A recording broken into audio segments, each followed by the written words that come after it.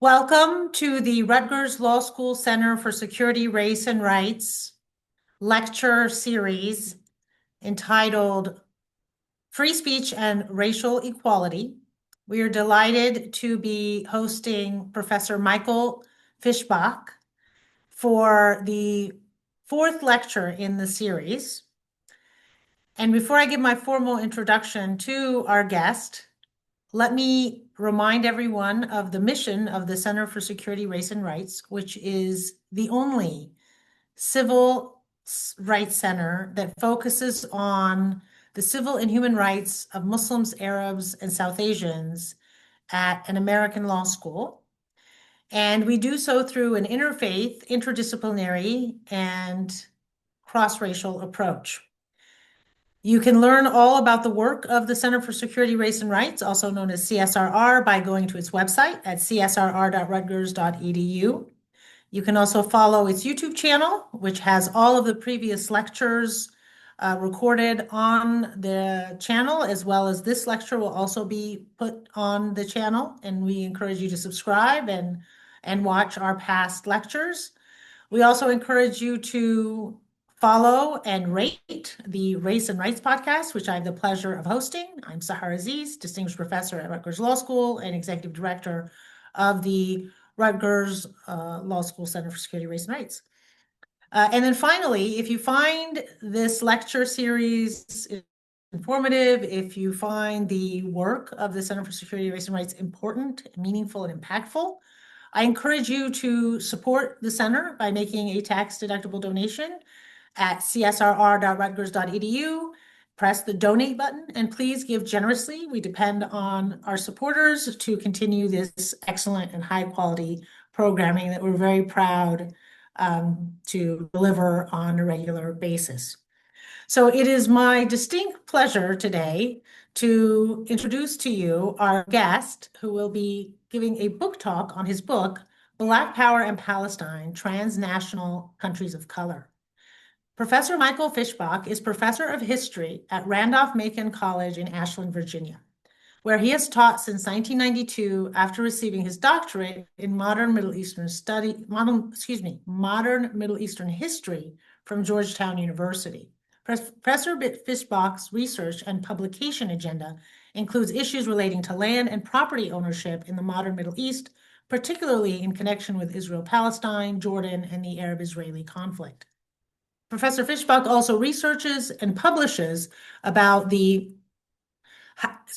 how the Arab-Israeli conflict affected domestic American politics in the 1960s and 1970s, including its impact on the Black freedom struggle and the left.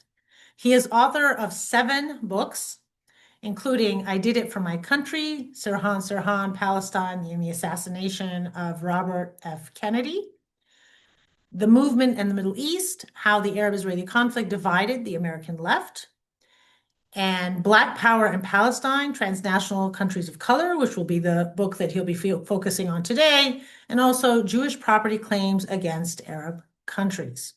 And there are many other books, too many to list. We are so privileged and so honored to have Professor Fischbach with us today. And we will have him deliver a lecture, and then after that, we will entertain your questions via the Zoom function. So Professor Fischbach, thank you so much for joining us today. We're honored to have you, and the virtual floor is yours.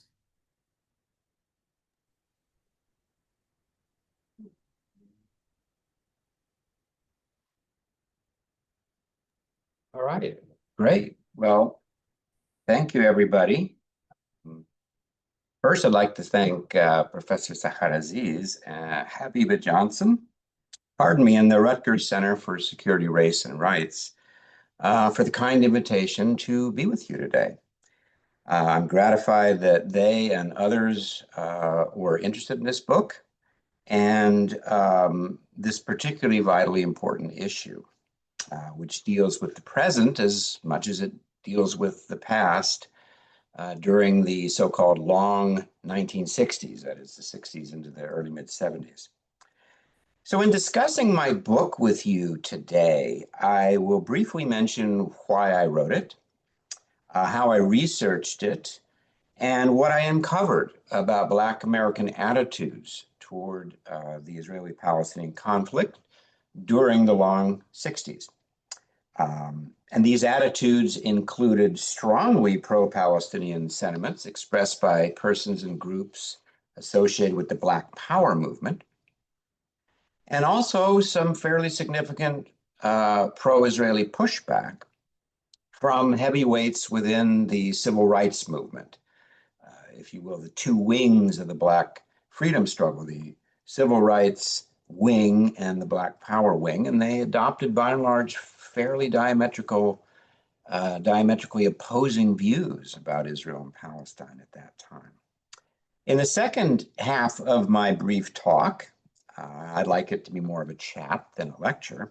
I'll conclude by noting Black American stances toward Israel and the Palestinians decades later, that is now in the 21st century, and muse aloud about how they are similar, different, are they extensions of this earlier period about which I wrote, or what have you.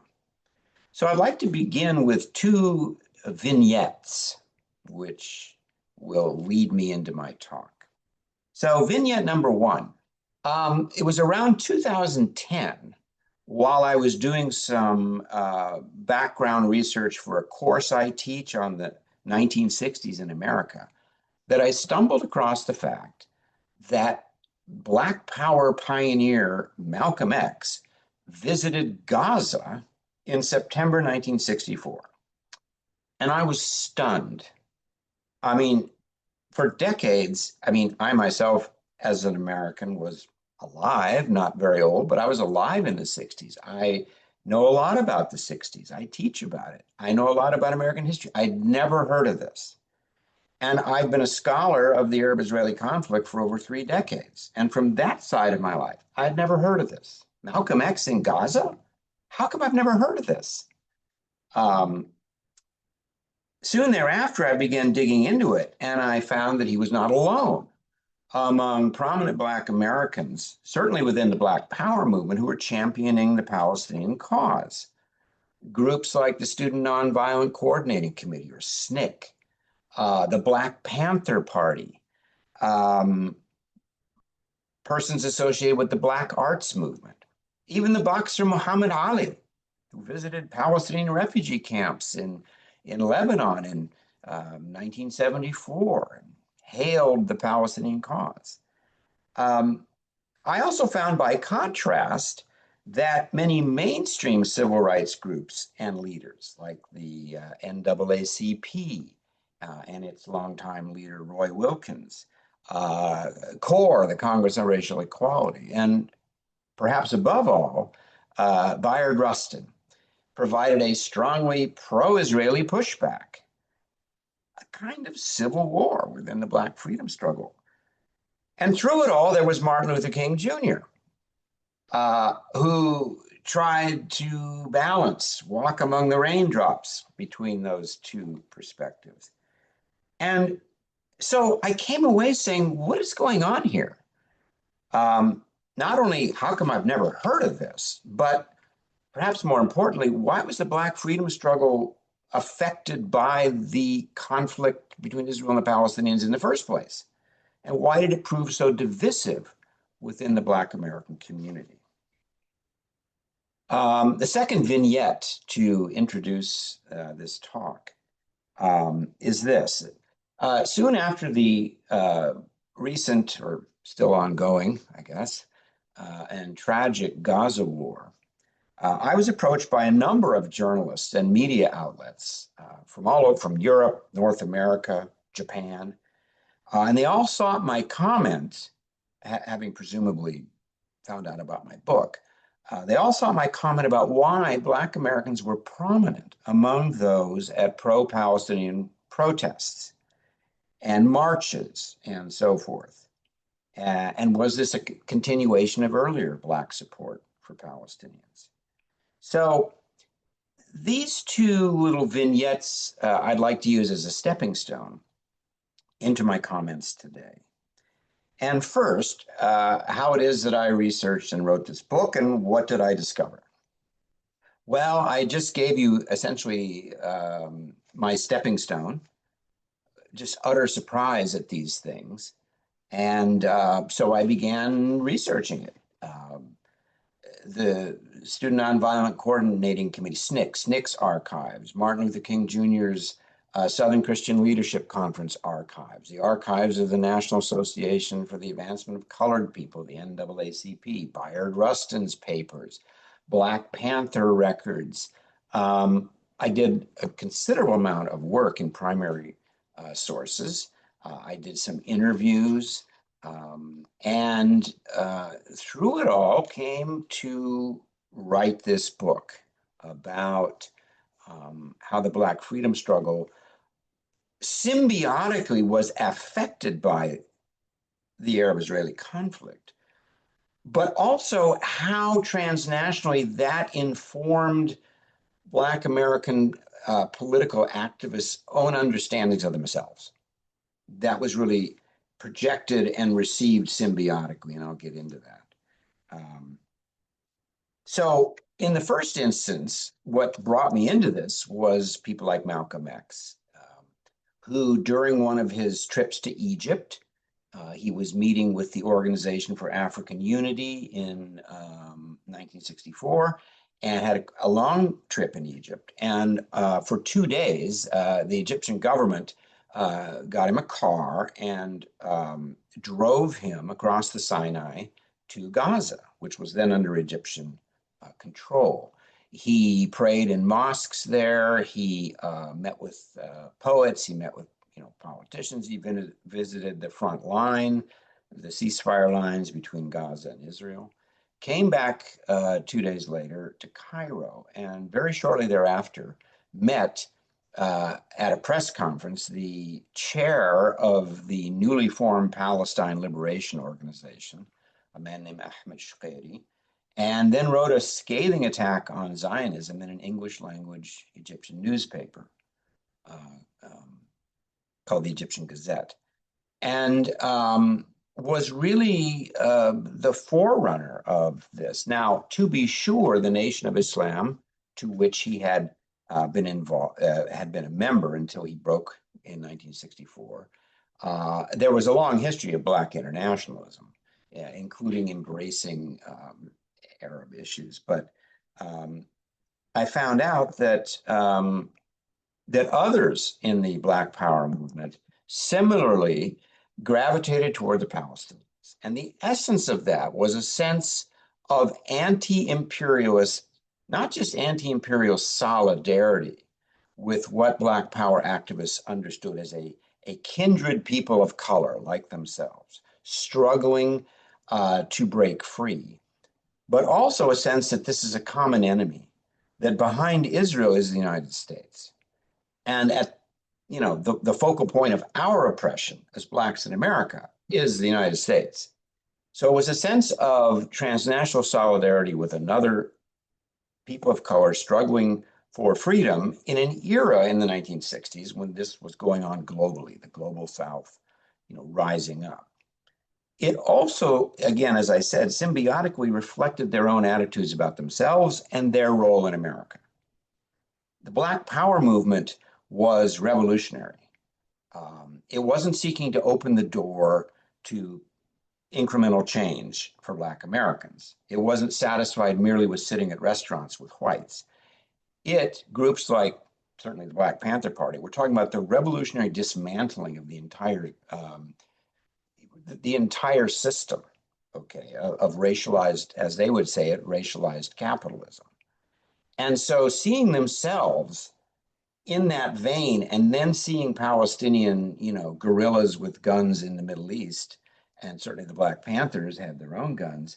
This was not just an abstract sense of solidarity, but a sense that we're in the trench together with a common enemy for common goals. Okay. And so this was reflected in, for instance, attitudes within SNCC.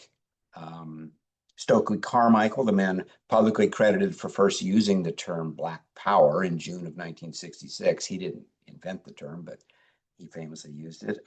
Others in SNCC, like James Foreman, H. Rap Brown, And significantly, although much, much less known, Ethel Minor, who played a very important role in putting SNCC's position on Israel and the Palestinians out in public. We can talk more about her later. Um, One of the important women behind the scenes in SNCC. Within the Black Panther Party, noteworthy figures spoke out vehemently on, denounced Israel, spoke out for the Palestinians. People like Eldridge Cleaver, his wife Kathleen Neal Cleaver, who formerly had worked for SNCC, Bobby Seale, D.C. Cox, Messiah Hewitt, David Hilliard. These names may be familiar to some of you who know something about the Black Panthers. The fact that these people were also speaking up stridently about Black rights in America, Black power, of course, only amplified this to the dismay of many people in the United States. Americans, Jewish and otherwise, who were strong supporters of Israel, the broader American government, but of note, others in the Black freedom struggle, particularly mainstream civil rights groups and people, who by and large took the exact opposite position, strongly pro-Israeli, hostile toward Arab aims, and so we saw people then like Roy Wilkins of the NAACP, Whitney Young of the National Urban League, Roy Innis of CORE, the Congress on Racial Equality, pushing back strongly against Black power denunciations of Israel. And they had various reasons, from the parochial to the ideological. But like the Black power people, the mainstream civil rights groups that were supporting Israel vocally and pushing back against Black power attitudes toward the Israeli-Palestinian conflict, similarly saw in their stances and saw in Israel a mirror image of themselves. Unlike Black power, the civil rights groups were not talking about a revolutionary transformation of America. They were not talking about denouncing racialized capitalism. They weren't talking about guns for self-defense. Quite the opposite. They were working within the American mainstream, right? Not black berets and black leather coats or dashikis. These were, coats and ties, seeking to open up the American system for full Black equality and participation. Work within the system to find their place within the American system for Black Americans. These were not people talking about revolution, much less, support for global armed struggle in the hills and jungles of the global South. So like Black power, it reflected their own understandings of themselves as Americans. Black power talked about, well, we are really Africans, at least many in the Black power movement, and we are engaged with what's going on in the global South. For the civil rights movement, it was, we're Americans and we're seeking to open the doors of opportunity here. No person more exemplified this than Bayard Rustin, who's been the subject in the last 10 years of a documentary, a feature film, much talk about Bayard Rustin, usually quite laudatory. Rustin was really at the forefront of the pro-Israeli pushback against Black power. He didn't like Black power in general. And in 1970, got a number of prominent Black Americans to sign on to a full-page ad in the New York Times in support of Israel. And 5 years later, in 1975, actually established a group called BASIC, Black Americans in Support of Israel Committee. And BASIC, by the end, it didn't last very long. By the end, its meetings had more Jewish Americans than Black Americans. And Rustin worked hard to parry Black power criticism of Israel, to champion Israel. He was a socialist, Israel's a socialist country, and so on and so forth. So whatever else Rustin did in the 60s and 70s, organized a march on Washington in August 1963, and, was a pacifist, socialist, gay man. all the things that people talk about him today, this is a side of him that maybe people don't know, that he was the sharp end of the stick in terms of the pro-Israeli pushback against Black power support for the Palestinians. So researching and writing the book uncovered much that I didn't know. Went into the 70s, how, as I said, Muhammad Ali, right before his fight against George Foreman in 74, went to Lebanon, and there were many other things that I discovered. But for the sake of time, let me refer back to the second vignette that I opened with, and that was this deluge of journalists from around the world contacting me in 2023 and early 2024, asking me, why did I think that Black Americans were so prominent in various protests, demonstrations, public expressions of support for the Palestinians in Gaza? And so I chatted with them about that.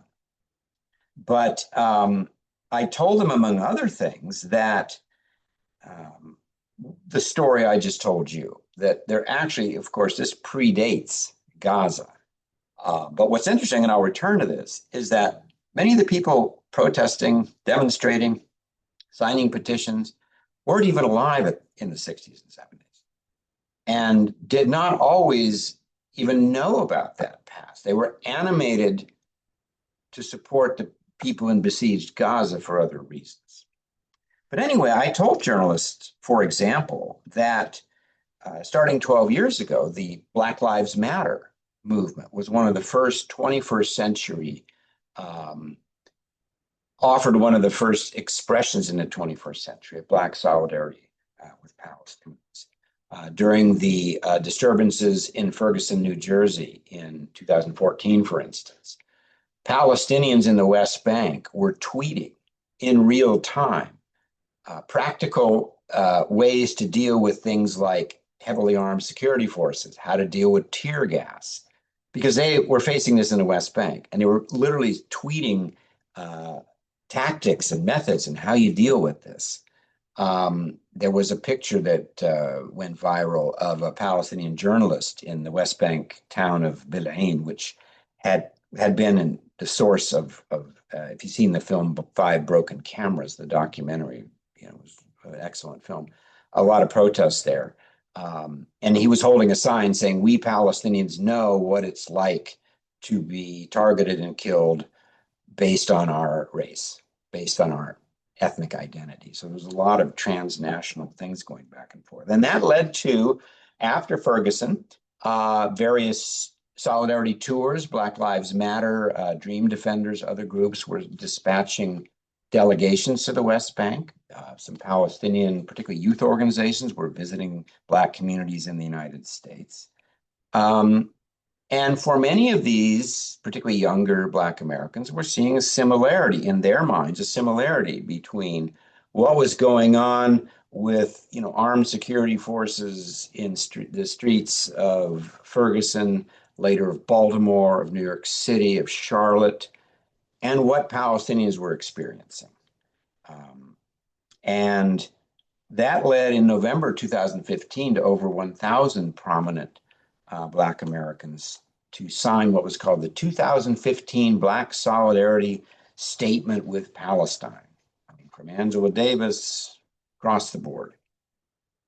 Most recently, as I mentioned, the Gaza war that started in October 2023 saw renewed Black solidarity efforts on behalf of the Palestinians, as I told those journalists.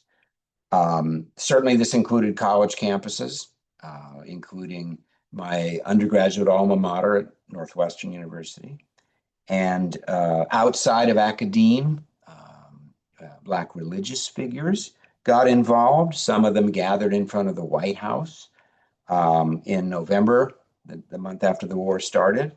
It was a vigil calling for a ceasefire. A group called Black Christian Faith Leaders for a Ceasefire published a statement in the New York Times on November 8th, a full-page ad calling for a ceasefire. This was at a time when other people in the United States, Hillary Clinton comes to mind saying, no, you can't have a ceasefire. Israel needs to continue the war against Hamas and things like that. And by December 2023, more than 1,000 Black faith leaders again made a public appeal for a ceasefire, which, as we know, tragically did not happen in late 2023. And it wasn't just students and religious leaders among the Black community who have expressed support for Palestinians. And I'm going to read some things here. In September of last year, that is 2025, the New York Times and Siena had a mutual Times-Siena poll of registered voters about all sorts of topics. But dealing with Gaza, let me point out some of these statistics about Black American attitudes toward Israel, the Palestinians, and the Gaza war. When asked the state to respond to this statement, quote, Israel should stop its military campaign in order to protect against civilian casualties, even if not all Israeli hostages have been released. 76% of Blacks agreed with that statement, compared to 53% of whites. When presented with the statement, do you think Israel is intentionally or unintentionally killing civilians in Gaza? 56% of Blacks believed Israel was intentionally killing civilians. 36% of whites did. Quote, do you think the U.S. should provide further military and economic aid to Israel?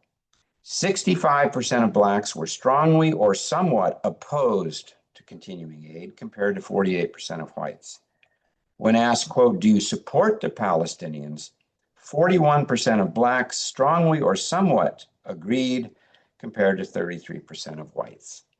So across the board, according to this opinion poll from a few months ago, beyond academia, beyond faith leaders, the overall attitude of the Black community in the United States can be seen, I mean, whether you like this or not, agree, or whatever side you take in the conflict, clearly indicates that percentage-wise, more Blacks are adopting what we might broadly call sympathetic or pro-Palestinian attitudes, more critical attitudes toward Israel and its conduct in the Gaza war than white Americans. And I think that says all kinds of things. We could go on forever about what that means. So, but let me add that just like in the early 1970s, there has been a Black pushback. In 2013, a Christian minister, a Black Christian minister, who had been involved with a group called Christians United for Israel, CUFI, which I'm sure is familiar to some of you, formed in that year, 2013, a group called Institute for Black Solidarity with Israel. In a sense, a kind of Bayard Rustin's basic Black Americans in Support of Israel Committee 2.0 for the modern 21st century. This group is, very strongly presents itself as a Christian organization, Black Christians strongly in support of Israel. It's not a coincidence that this group emerged at a time in the 21st century of growing Black intersectional support for the Palestinians, increasingly vocal, as I've just demonstrated since the Gaza war, that's become even more pronounced. I will add, it's a bit of a mystery where this group gets its money. It is a tax-exempt 501c3 organization. And like any 501c3 organization, its tax returns, which is called an IRS Form 990, are available to the public. So people can know, do I want to donate money to this group? How are they using their money? And although it must provide this information to the federal government in the United States, the public form, anybody can go online and get a Form 990 for any nonprofit. But the public form is not required to list contributors. And indeed, if you go on this group's Form 990, It lists how much it's received, um, which since 2020 has been about $1 million, but from whom it says restricted. So uh, at least publicly, we don't know who's putting up the money for Dumasani and his group. Not that for some people that may not matter, but one has one's suspicions. Um, Lastly, let me say that, as I hinted at earlier, and I mentioned to some of these journalists, I don't think that Black American support for the Palestinians in the 21st century is necessarily an extension of the earlier period. I mean, historically, it clearly is. But I think many, particularly the young people today in the streets, on college campuses, no doubt don't even know about the history I just described. I think they're animated by social media. I think they're animated by a sense of intersectionality that oppressed, marginalized people around the world share a similar set of constraints on the fullness of their humanity. Armed security forces, gated communities, literal fences and walls at borders and in the West Bank, denial of rights. I think it's a much more visceral sense of identity. Young Black Americans looking at Ferguson, looking at Baltimore, looking at George Floyd, and then looking at, for instance, the Palestinian experience in Gaza and the West Bank, and in a sense, seeing themselves. So, ironically, despite this history I just described, I'm not sure that there's a continuation. There is historically, but in terms of people saying, I'm picking up the struggle where SNCC and the Black Panthers and Malcolm left off. So the result, obviously, is the same. And we can add that groups, Black power groups, don't exist anymore. As indicated by that poll, Black support for Palestinians has really entered the Black mainstream. And I think that is one of the lasting legacies. So that's a little bit about my book, why I wrote it, how I wrote it, what I discovered, and how that links to events we're seeing today. So with that, I'd like to conclude listening to myself talk and see Thank what you so much. you have to say. Thank you so much, Professor Fischbach. So I will ask a few questions while our audience has some time to put their questions in the Q&A function. And I had the pleasure of reading your book actually last summer, and I learned quite a bit, and I consider myself someone who knows more than the average person about the civil rights movement, but I admittedly had not been as familiar with the connections with the Palestinian movement for self-determination and liberation. So until I read your book, I certainly learned a lot more. So I want to highlight two quotes that you include on page 38 to 39 of your book. And again, I would recommend the book highly to those who want to know more about this topic. The book is Black Power in Palestine, Transnational Countries of Color.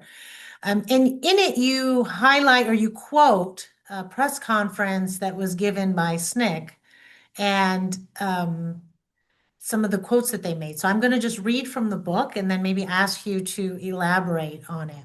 So you write, quote, the day after the press conference, the Atlanta office issued a press release titled The Middle East Crisis, end quote.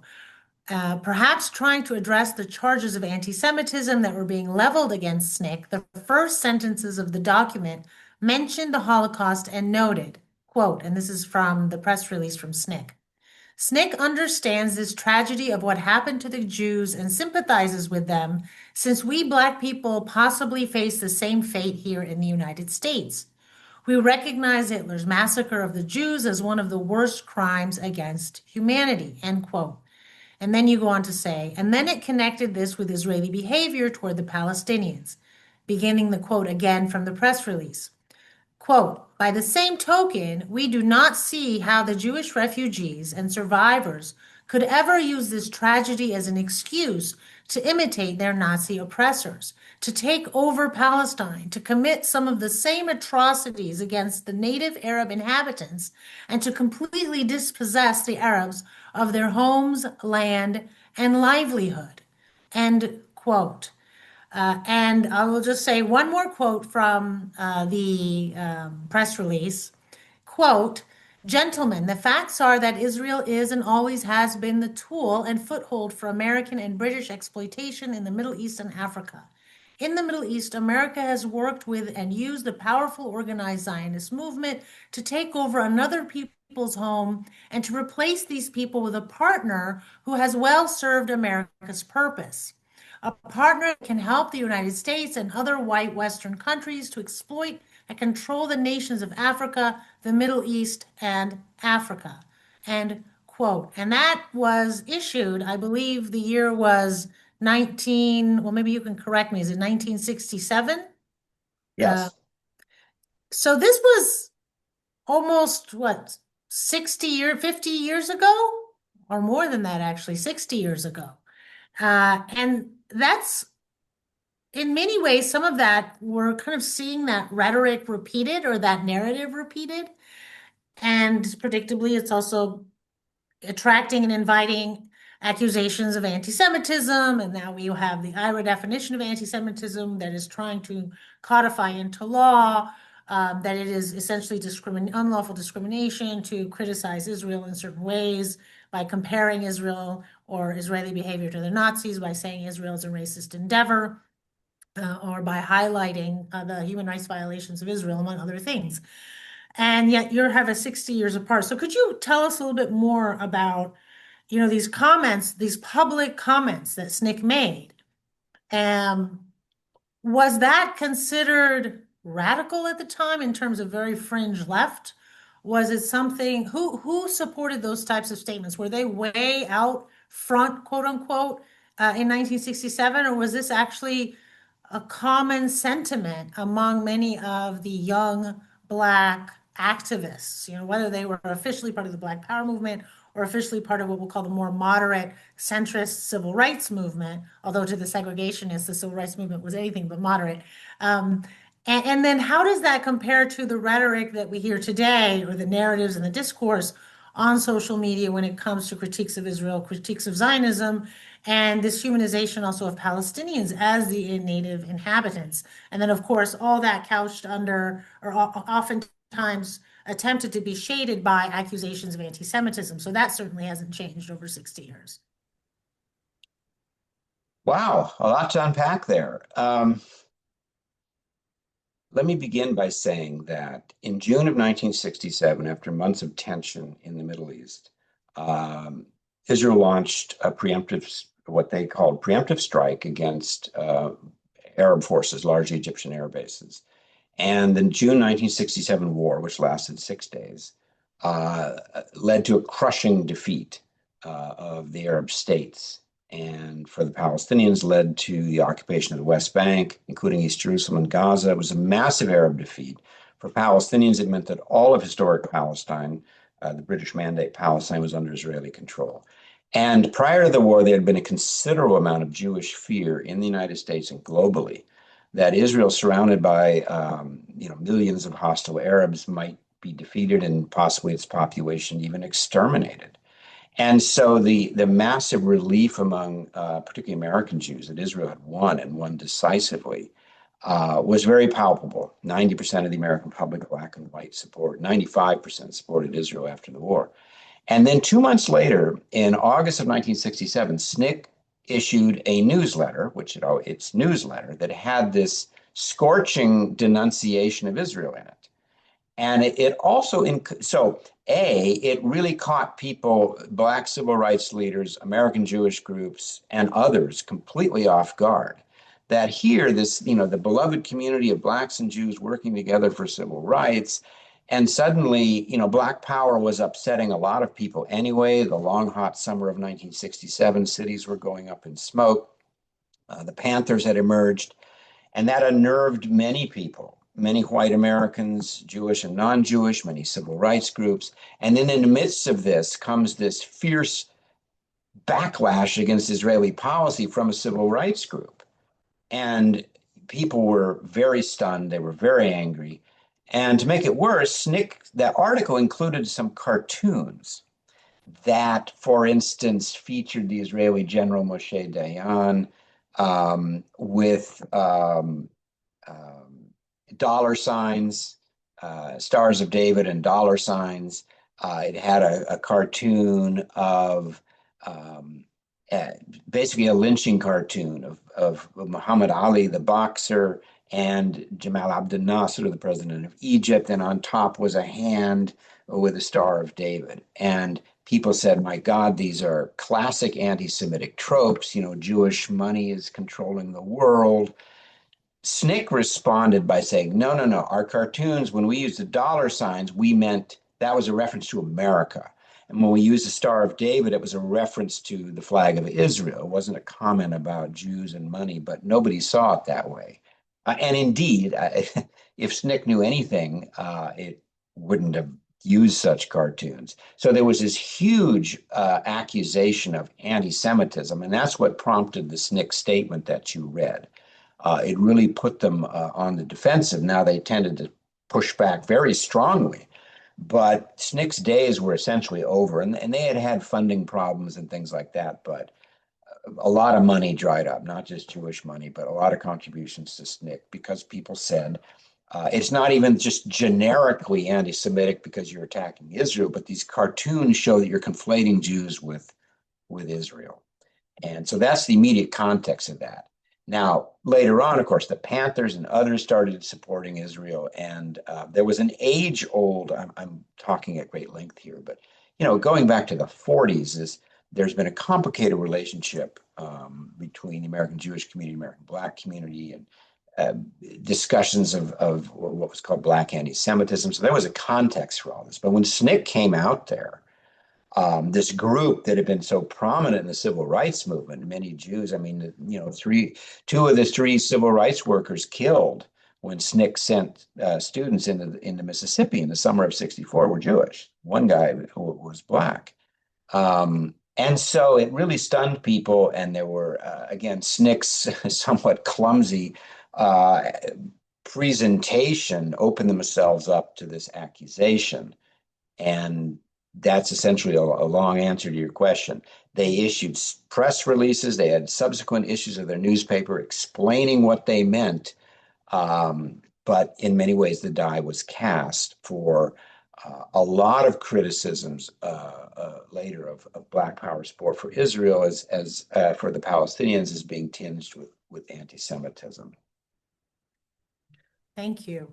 Yeah, I mean, I think one of the challenges, at least in the contemporary era, is that anti-Semitism has been weaponized and essentially overused in bad faith by so many right-wing pro-Israeli Zionist special interest groups that it's really done, I think, an injustice to the Jewish community in terms of the valid concern for combating anti-Semitism, and also been used kind of as a cudgel to punish, sometimes quite violently and aggressively, advocacy on behalf of Palestinian human rights and Palestinian self-determination. So it's gotten to the point where it's just so, anytime anyone says anything critical of Israel, it's just anti-Semitism. And then at that point, it just deteriorates, right, into name calling rather than really nuanced conversation about what qualifies as anti-Semitism and what qualifies as legitimate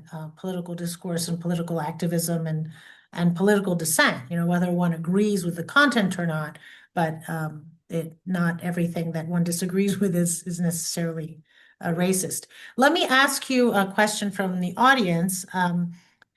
So could you say more about Malcolm X's commentary on Palestine after visiting Gaza? How did you learn about Malcolm X's visit? Might you say more about Ethel Minor and her activism? I would like to hear more about this binary you mentioned today. By this logic, does the Bayard Rustin civil rights position project a Black community that embraces a position as a subaltern supporter of the United States, capitalism, Zionism? Is this Obama, for example? I'm curious to hear about Martin Luther King in Between the Raindrops. Did his critique of imperialism in Vietnam in 1967 echo MLK's increasing sympathy with Palestine self-determination? And then what about the present and future? What do you see happening now in this current tense moment? I know that's a very full question and rich question, but thought it might be helpful for us to understand your perspective on this. Sure. All right, let me be brief. Ethel Minor is really the unsung hero in terms of very public Black power support for the Palestinians. Very few people knew about Malcolm X's position, myself included. I think I found out about it somewhere reading some article. And then, of course, the book came out 2 days before he died. Manning Marable's biography of Malcolm X goes into some detail about his trip to Gaza. But I first found out about it reading something not directly on the subject, because there really wasn't much at all about Black support for Palestinians and how the Black freedom struggle was divided by this issue. And, a lot of people, you'll find that quotation from his Egyptian newspaper article all over the internet. But I went and got a microfilm copy to make sure word for word that's really what it said. I have exactly one reference to the fact that he actually also visited Jordanian-controlled East Jerusalem in 1959, so even before he went to Gaza. As for Bayard Rustin's position, and I talked to people who knew him, he was very sympathetic to the plight of the Jewish people in history, including in the United States. And according to one person, that in a sense animated him toward this. He was also a socialist, what you might call a democratic socialist, and saw in Israel a great socialist experiment. But perhaps even more so was virulently opposed to civil rights, to Black power. I talked to one guy who was at a meeting, a white student activist working on behalf of Black rights in the South, and he was at some meeting in New York with Rustin. He said Rustin pounded the tables. SMIC is a dangerous organization. So what was animating Rustin to take such a vocal support for Israel went from the principled, I think, down to the more practical. I mean, the beloved community, Christians and Jews working together, he wanted to make sure, because he would publicize this, send things to Golda Meir, the Prime Minister of Israel. You see what we're doing on behalf of Israel over here. I think he was trying to show that, not all Blacks are criticizing Israel. As for MLK, in 1959, in March, Martin Luther King Jr. and his wife, Coretta Scott King, went to India to study the philosophy of Mohandas Gandhi. And on the way home, they flew into what is now the Atta Road Airport in the West Bank and visited the East Jerusalem. They went to Bethlehem. They rented a car and went down to Jericho to see the Holy Land, right? And upon arriving at the airport, I found out in some obscure document, they were ill.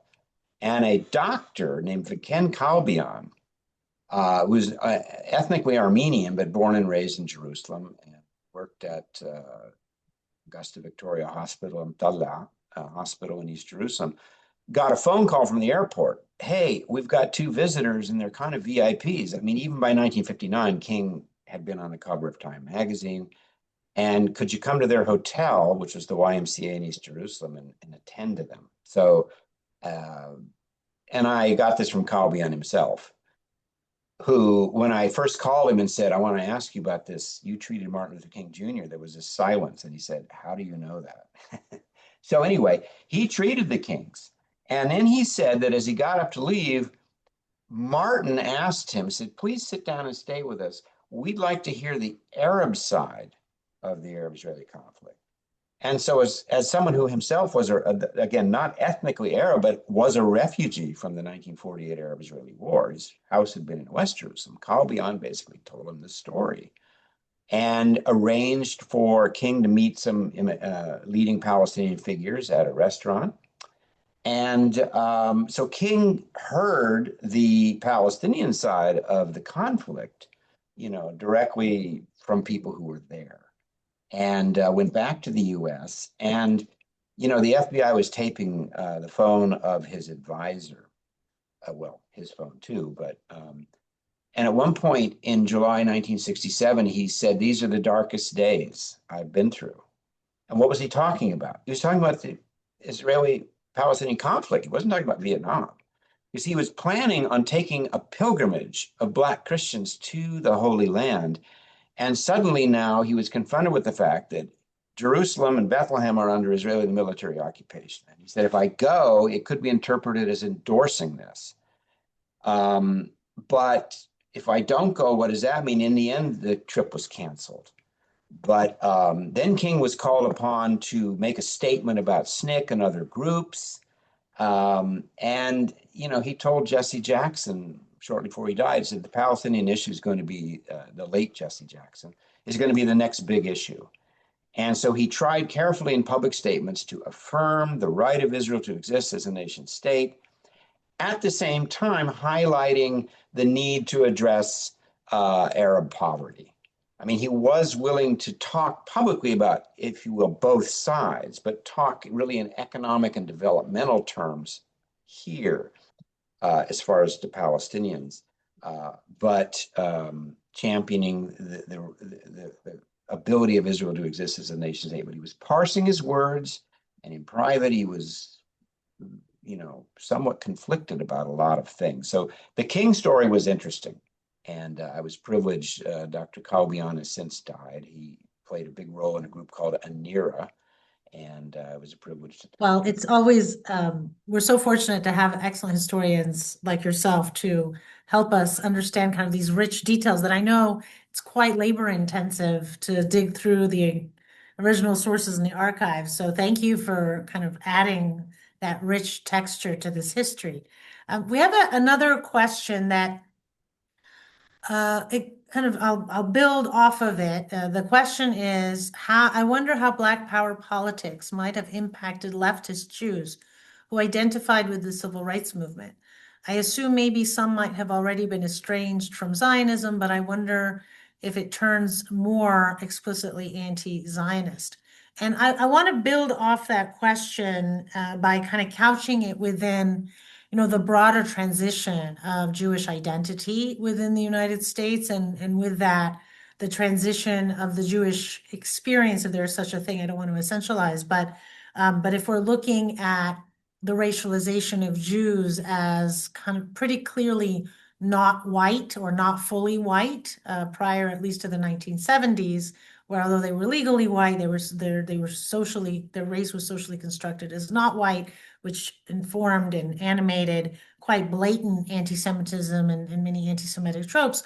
But then there was a transition once you get into the third and fourth generation, once you get into the expansion of the definition of whiteness to include anyone from Europe, not just from Western Europe or Northwestern Europe, where American national identity expands to Judeo-Christian rather than just Protestant, so to be more inclusive of Catholics and Jews who are of European origin. And I can't help but kind of put a pitch for my book, The Racial Muslim, because I talk about that in the first half of it when I'm looking at the way Muslim identity was racialized before and after 9/11. So assuming let's just assume for argument's sake that one agrees with that kind of description of the transition of Jewish identity, racial identity from, again, outsider status to insider status within whiteness.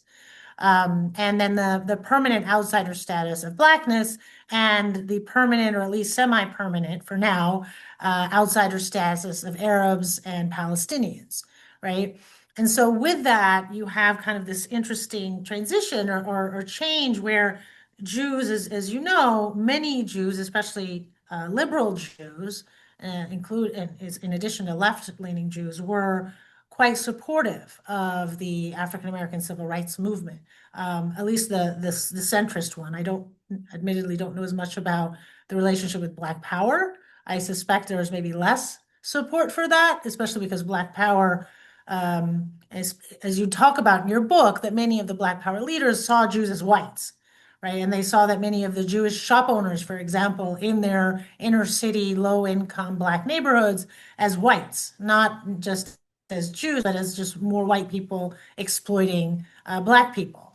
And so when we're talking about the relationship of Jews with African American communities, how can we understand that both historically from based on this question, whether or not you had more left-leaning Jews be sympathetic to civil rights and become anti-Zionist, but also in the contemporary era of how the relationship between the Jewish American communities, and I'll say it plural, is very diverse, and African American communities today, especially post 2023. Wow. Well, let me just, it's not a plug. I'm not encouraging people to buy it, but my companion book, which is called The Movement in the Middle East, How the Arab-Israeli Conflict Divided the American Left, is on one level a kind of discussion. If Black Power in Palestine was about a kind of civil war within the Black freedom struggle over Israel-Palestine, in a sense, the second book, the companion book, Movement in the Middle East, on one level is describing a kind of intra-Jewish civil war about this issue. Because the left, and I'm talking the true left. I mean, in America today, people call the Democratic Party left. I'm talking about the true left, anarchists, Marxist-Leninists, socialists, and so forth. Historically had an ambivalent, if not outright hostile attitude toward Zionism. And many of these leftist parties were disproportionately made up of Jewish Americans. So there was a predisposition in the far left against Zionism from the get-go. So again, the starting point for all of this is the June 1967 war, because that's when not only Black Power, but many leftist parties in the United States, movements began discussing the Arab-Israeli conflict. So, for instance, groups coming out of the Trotskyist tradition, like the Socialist Workers' Party, the Workers' World Party, both again with a disproportionately large number of Jewish members, were stridently anti-Israeli, anti-Zionist, and pro-Palestinian. On one level, it had always been, but the '67 war and SNCC and just opened the gates for this kind of public denunciation of Israel. At the same time, that, of course, so many Americans were championing Israel in the wake of its great victory. Within the new left, but the old left was not solidly anti-Zionist. There was a kind of civil war within the Communist Party because it took an official line in lockstep with the Soviet Communist Party that was strongly hostile to Israel. But many Jewish comrades in the United States balked at that. And there was a lot of strife within the Communist Party about this issue. Also on the left, the Socialist Party. Actually, one of the reasons for various splits in 1972 and 1973 within the socialists had to do with this issue. Where do we stand on Israel-Palestine? And then within, for instance, the New Left, there was a lot of accusation the New Left is stridently anti-Israel, and certainly groups like Students for Democratic Society came out that way, and many of its leading voices in this regard were Jewish. A splinter group that started setting off bombs, the Weather Underground, very strongly anti-Zionist, and many of its leading members were also Jewish. But at the same time, just like on the far left, there was pushback. There were new left groups or people associated with it, Jewish Americans, who were strongly supportive of Israel. The so-called radical Zionist movement emerged after '67. Various self-described left-wing socialist, radical Jewish organizations seeking change at home and abroad, but that embraced Israel as a paragon of socialist ideals. So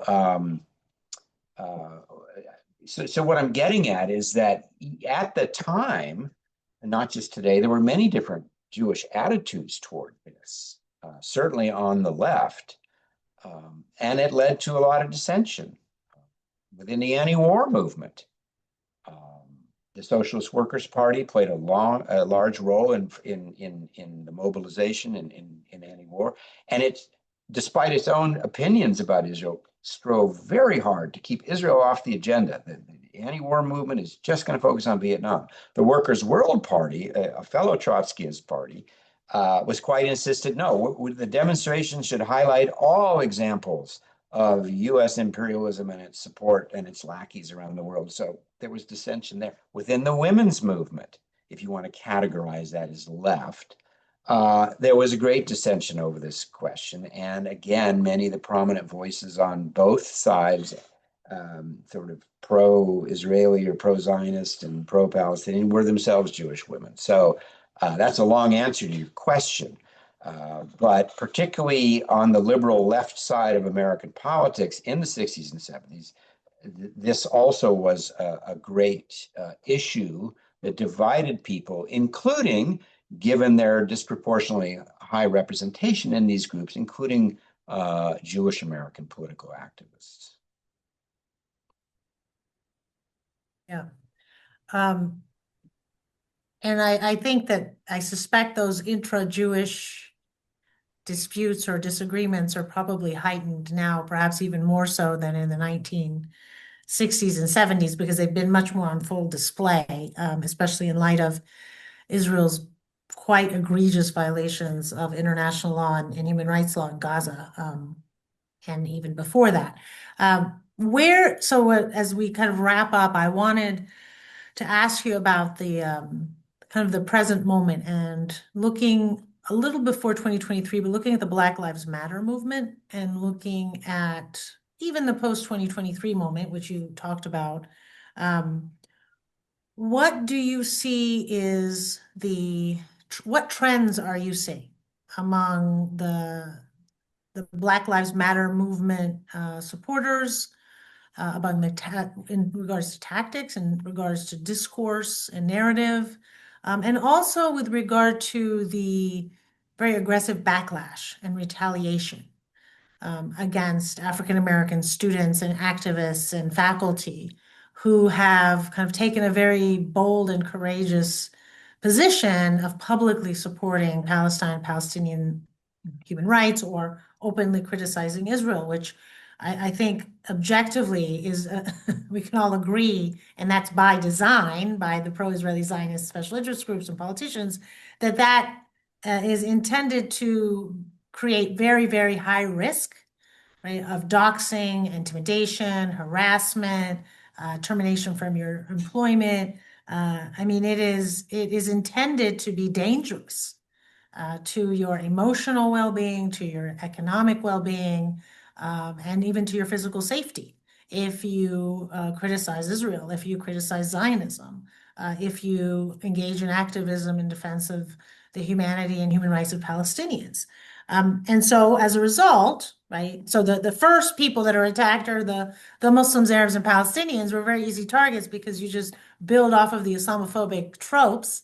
You just use the same, when you think of anti-Semitism and the way you can get anti-Semitism to grow and wreak havoc is you build it off of anti-Semitic racial tropes. Well, the same thing happens by the pro-Israeli Zionist groups. They use the same tactics, but they just exploit anti-Muslim and anti-Palestinian, anti-Arab racial tropes, one of which is this false presumption that Muslims and Arabs and Palestinians are anti-Semitic, as a genetic deficiency, and therefore then anything they say that's critical of Israel is automatically, in bad faith according to those racial tropes.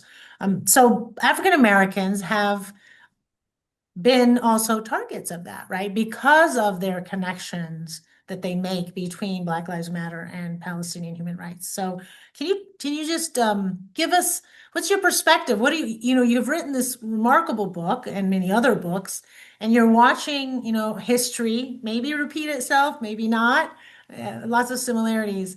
And so from 2018, Black Lives Matter, all the way up until now, what are some of those observations that you have for us?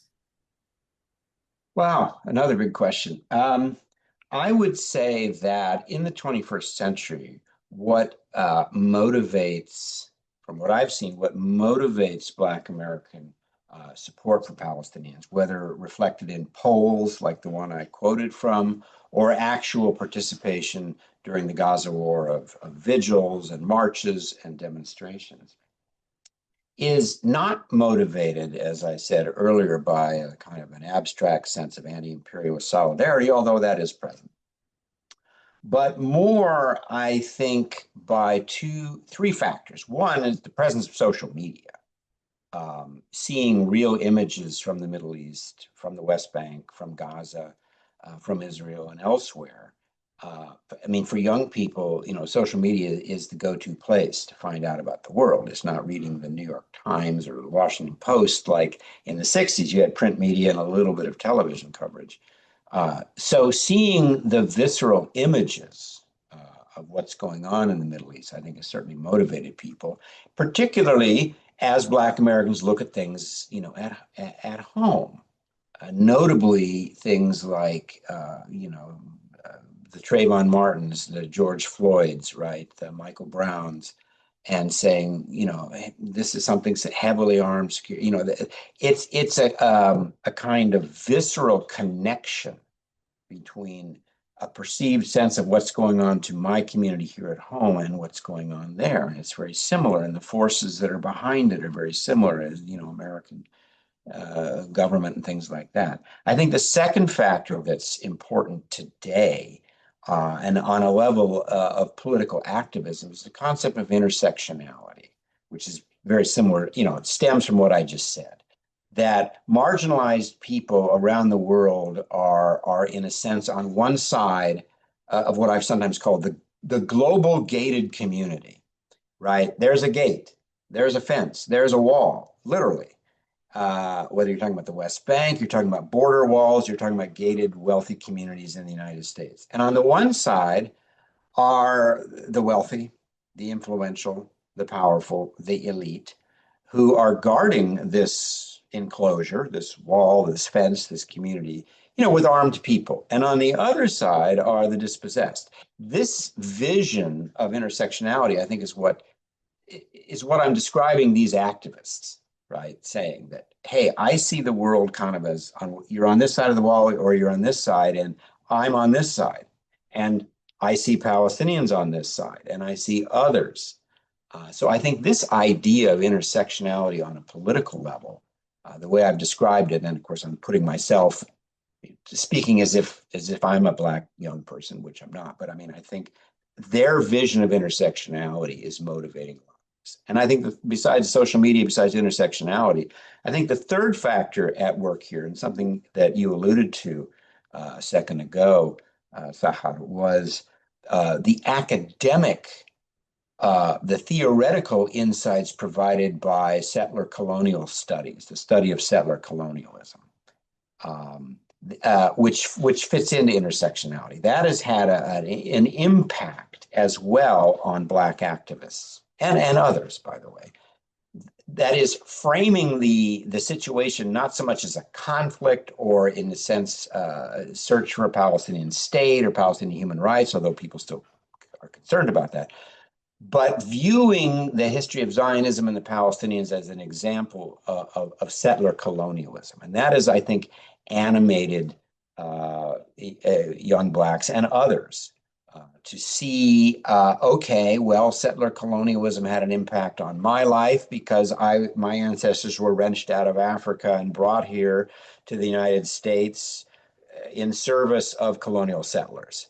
Indigenous Indian people saying, yeah, we know all about settler colonialism, sort of illegal immigrants. The Indians say, well, we know what happened.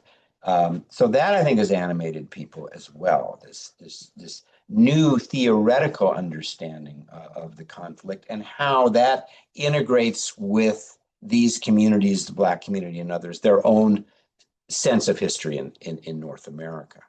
I will end by saying both of those terms, those specific terms, intersectionality and settler colonialism, have been virulently attacked by what we might call, pro-Israeli activists.